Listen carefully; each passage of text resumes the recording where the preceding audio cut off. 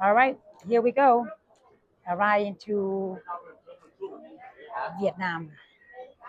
พอดเวียดนามแล้วเนี่ย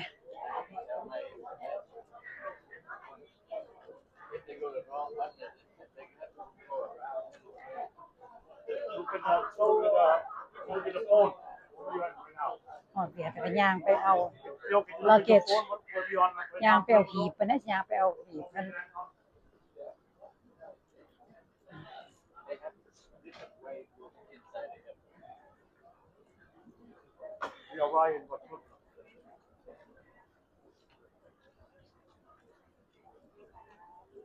โถ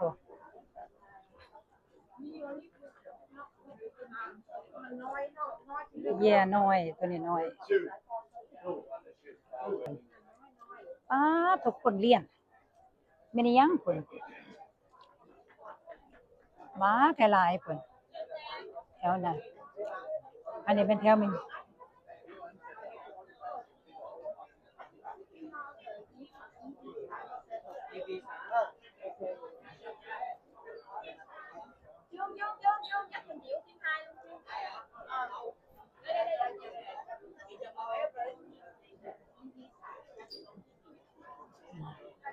เมืองแม่คนมากหลาย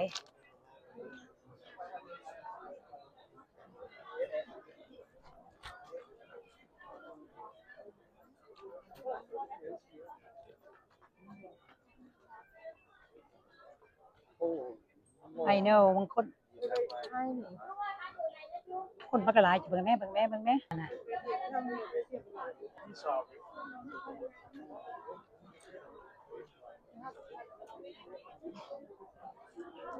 ไปจังซั่นน่ะบ่แต่ว่ามันไล่ก็ยาวๆๆแถวนี้น่ะจะเบิ่งได้ This is the right one? Is this the right line if you already have a visa?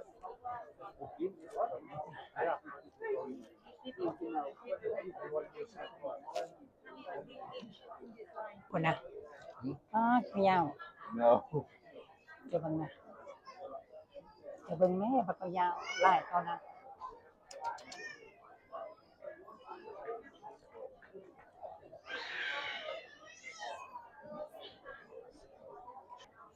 เฮาลงมาเนี่ยเขาก็ให้จะไปซื้อซิมการ์ดนี่เด้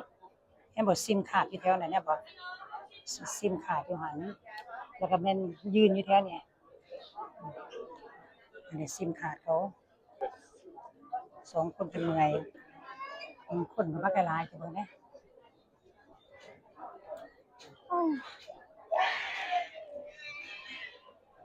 Somebody is not happy แค่เบิ่งนี่เด้อ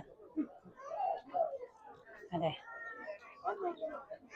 มีคนน่ะไปหลาย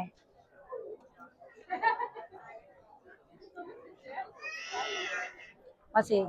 เข้าห้องน้ำก็เลยบ่เข้าซ้ำโอ้ยหลายบักก็ยาวคนก็หลายแท้โอเคแล้วสิเตรียมตัว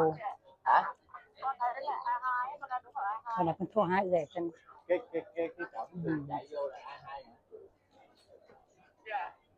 hả? Còn lâu lắm. Nhưng mà ý là chưa hỏi nếu như chưa vô đây là phải K2 hả? K2 là vô cáiโอเคเราจะเจอกันใหม่เด้อว่าสิเข้าไปโอเค